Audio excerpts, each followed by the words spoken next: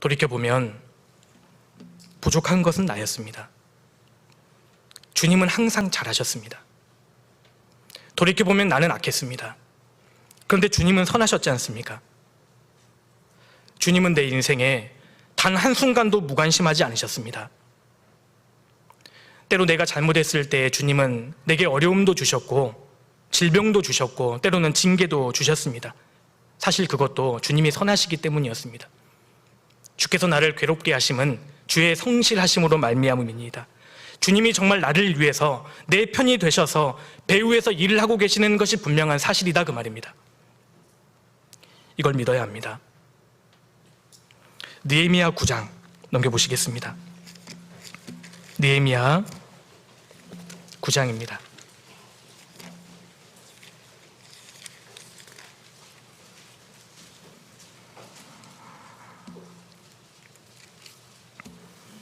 느헤미야 9장은 페르시아 포로에서 돌아온 이스라엘 백성들이 예루살렘 성벽을 재건하고 자신들의 과거를 믿음으로 회상하는 그런 내용입니다.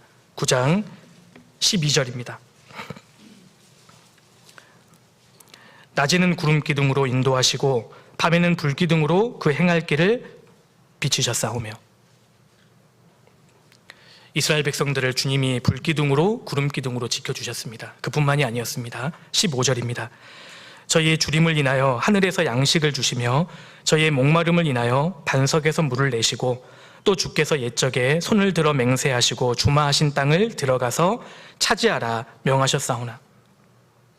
하나님은 출애굽한 이스라엘 백성들을 반석에서 물을 내셔서 마시게 하셨고 하늘 양식을 준비하셔서 그들을 먹이셨습니다. 그들을 버리지 않고 끝까지 인도하셨습니다. 그런데 이스라엘은 그런 하나님을 배반했습니다. 16절입니다.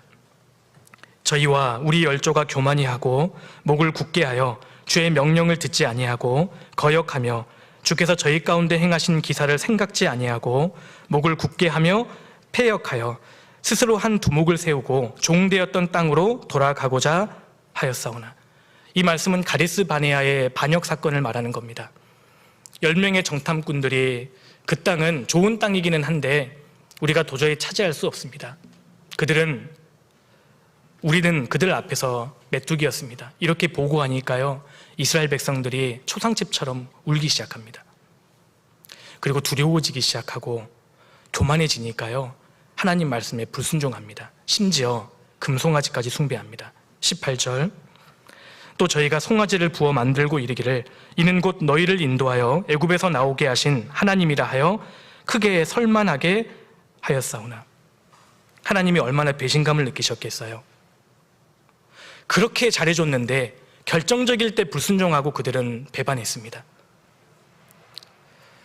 만약에 제가 하나님이었다면요, 저는 그때부터 만나를 끊어버립니다.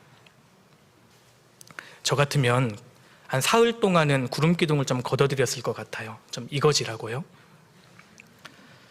하나님은 사람과 다른 분이십니다. 19절.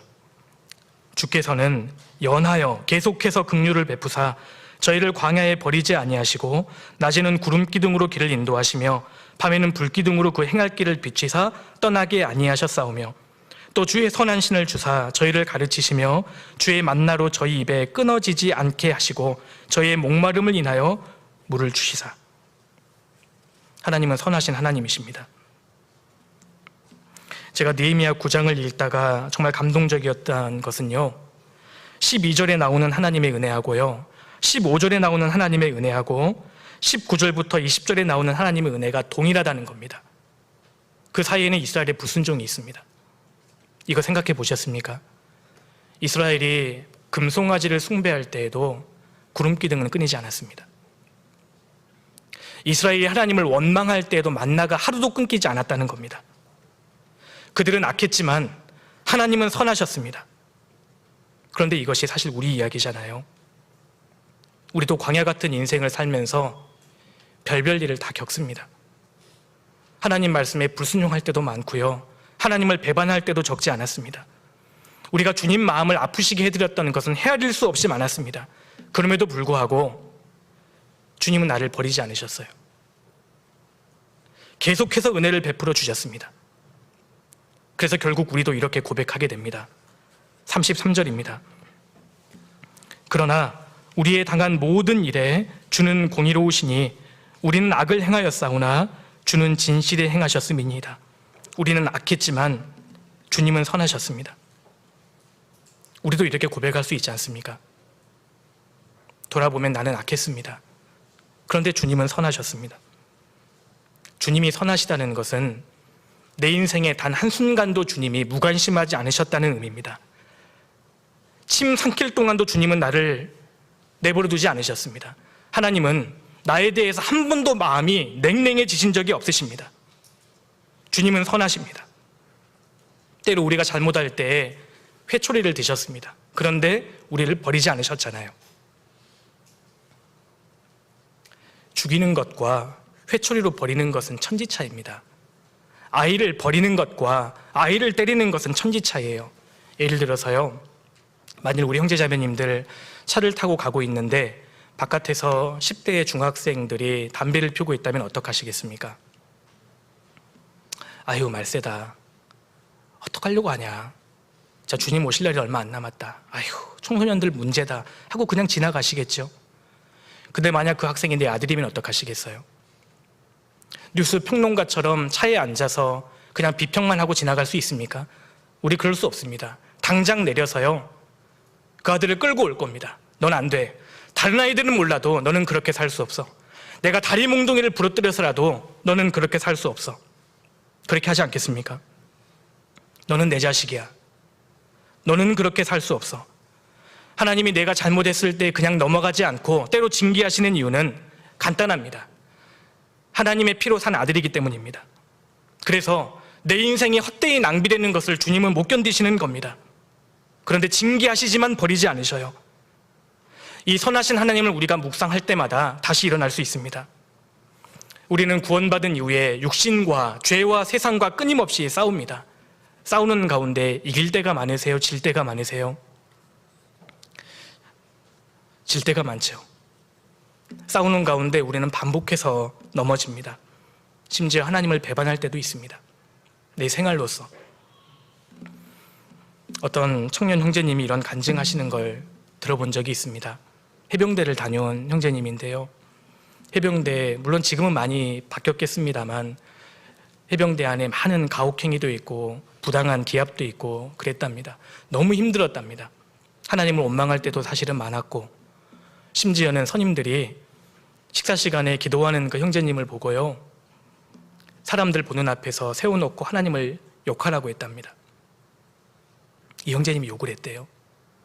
너무 힘드니까, 당장 이 상황을 모면하고 싶으니까 하나님을 욕했답니다. 그 간증을 하면서 그 형제님이 우셔요. 자기가 이런 존재였노라고. 그런데 심지어 사람들 앞에서 입으로 하나님을 욕한 그 하나님의 자녀가 지금 다시 신앙생활을 하고 살 수 있는 원동력이 뭐겠어요? 다시는 그렇게 하지 않겠다는 의무감이 아닙니다. 그럼에도 불구하고 하나님이 나를 받아주셨다. 이것 때문에 다시 일어설 수 있는 거지 않습니까? 우리가 때로 넘어지면, 수차례 반복하고 수천만 번 넘어지면 나 자신을 자책하고 나 자신이 미워집니다. 그리고 영적 열등감에 빠지는데 마귀는 그때 내 마음에 불화살을 날립니다. 넌 이미 틀렸어. 넌 이미 틀려먹었어. 그때 우리는 시선을 하나님께 돌려야 합니다. 그럼에도 불구하고 하나님은 나를 버리지 않으셔요. 선하신 하나님께서 나를 사랑하신다. 이것을 우리가 잊지 말아야 합니다. 나의 평생에 주의 선하심과 인자하심이 정녕 나를 따를 것이다. 생각해 보십시오. 주님의 구름 기둥과 불 기둥은 여전히 내 위에 있지 않습니까? 우리가 이 험난한 인생을 살면서 다시 힘을 내고 살 수 있는 원동력은 선하신 하나님입니다. 우리가 선하신 하나님을 묵상해야 합니다. 그렇게 할 때에 낙심과 과한 자책과 침륜에서 벗어날 수 있습니다.